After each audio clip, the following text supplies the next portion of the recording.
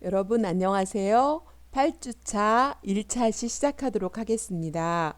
그동안은 나를 아는 알아가는 과정에 대해서 알아봤다면 오늘은 여러분 교과서 120페이지부터 나와 상대방을 알아가는 그런 부분으로 다루도록 하겠습니다.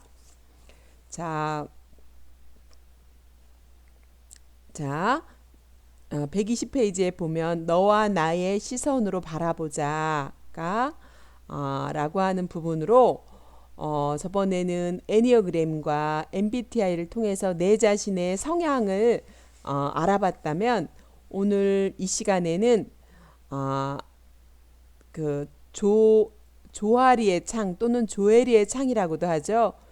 조셈 루프트와 해리 잉그럼의 앞글자를 따서 조하리 또는 조에리의 창이라는 것을 제가 서론 부분에서 초창기에 잠시 이렇게 말씀을 드렸을 겁니다. 그런데 오늘 5장에서 조아리의 창을 통해서 나와 타인 알아가는 그런 시간들이 챕터로 나와 있습니다.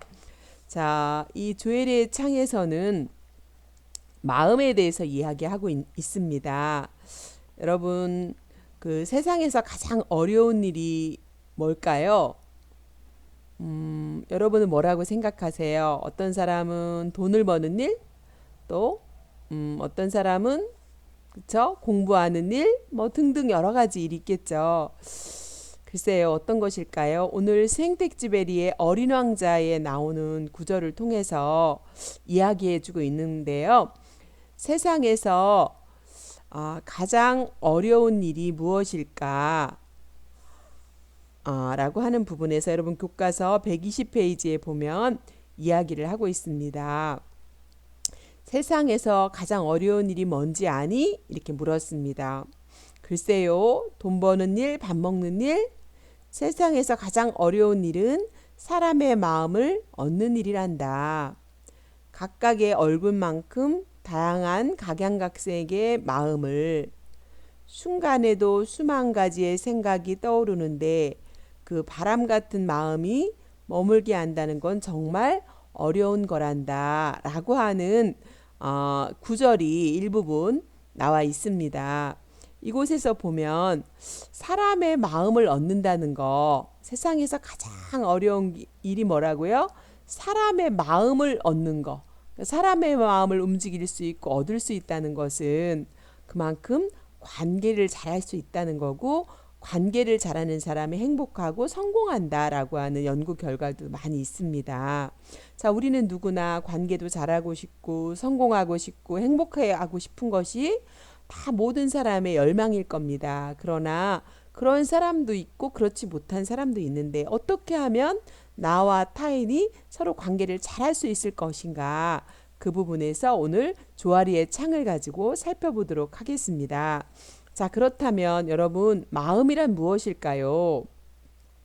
그동안 여러분 공부를 통해서 뭐 프로이드는 이드이그 슈퍼이그라고 얘기를 했고, 에릭 번은 어린이 자아도 있고 어른 자아도 있고 그다음에 어버이 자아도 있다고 했고, 또 의식과 무의식이 있다고 그러고, 많은 사람들은 마음에 대해서 심리학자들은 연구하고 있습니다. 자, 여러분, 나는 마음을 뭐라고 생각하십니까? 자, 그런 부분을 생각하면서 우리 한번 고민해 보면 좋을 것 같습니다. 자, 누군가가 나를 향한 마음이 있고요. 또 타인을 향한 내 마음이 있습니다. 우리는 자신의 마음을 알아주고 또 내 마음을 공감해 주는 사람, 그런 사람을 참 좋아합니다. 또 마음을 나누면 관계를 지속적으로 이어가기 때문에 서로 친밀해지게 됩니다.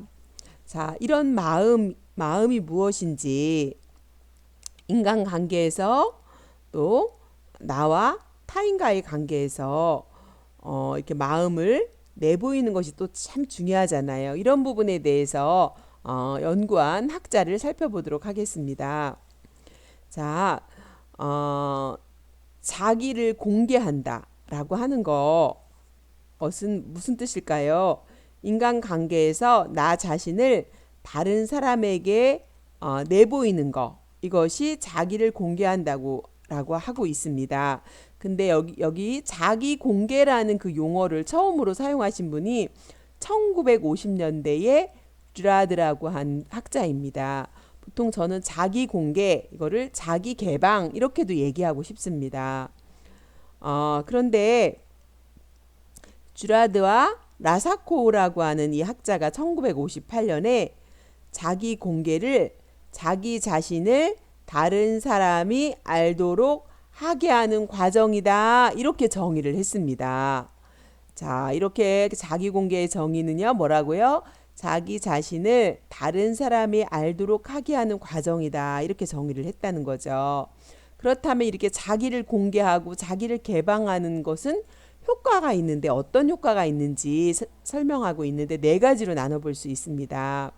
여러분, 자기 속 얘기를 하는 거예요. 자기를 공개하면 첫 번째, 타인에게 마음의 문을 열게 하여 상호 신뢰감이 높아지고 서로 인간관계를 촉진하게 된다. 그래서 여러분, 관계를 형성하는데 가장 기본적인 건 저는 자기 공개 또는 자기 개방이라고 생각합니다.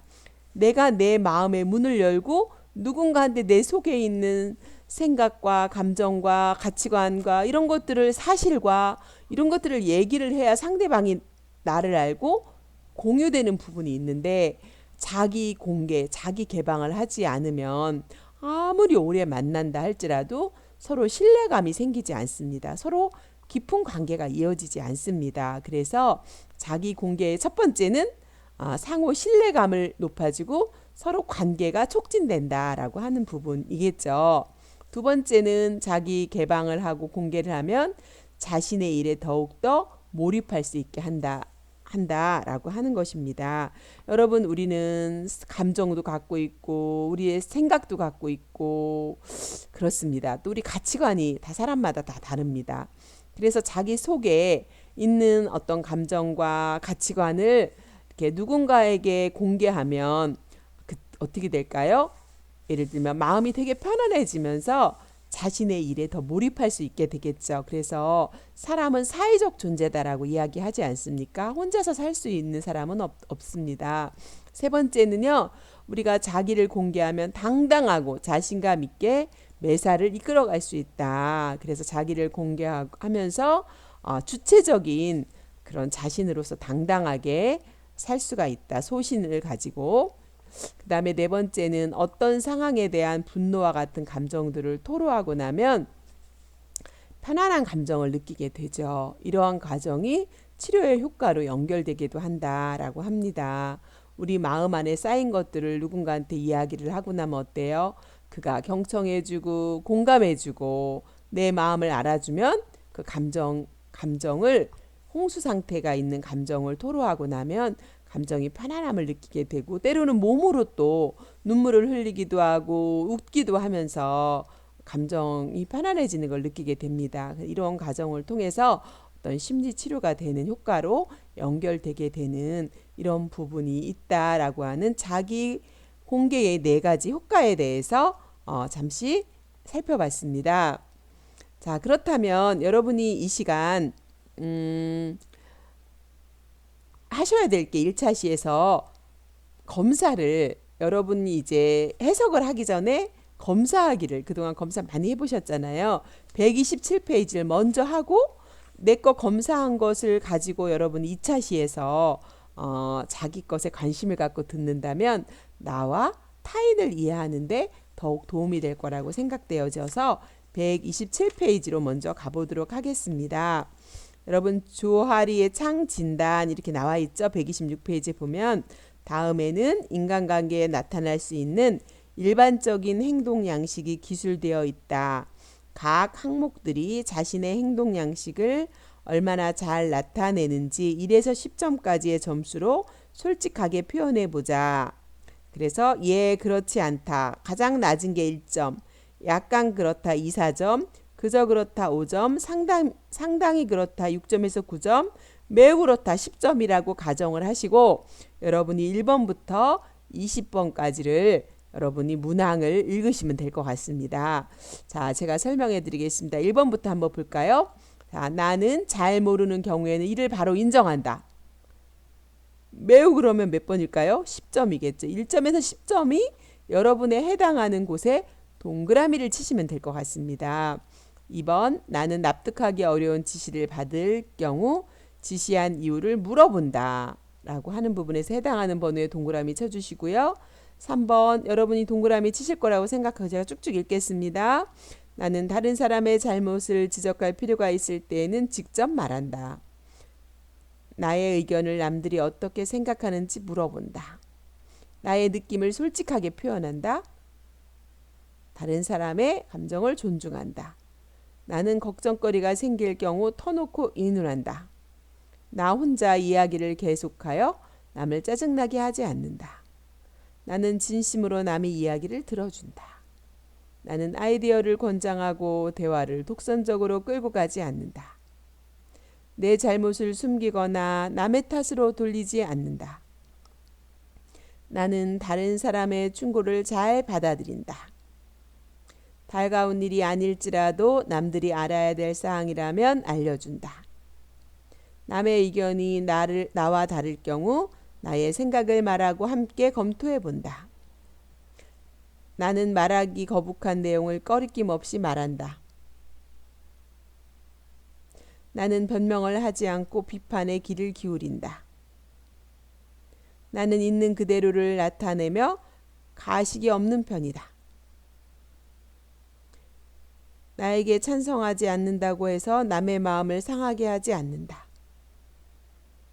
나는 확신하는 것을 굽히지 않고 말한다.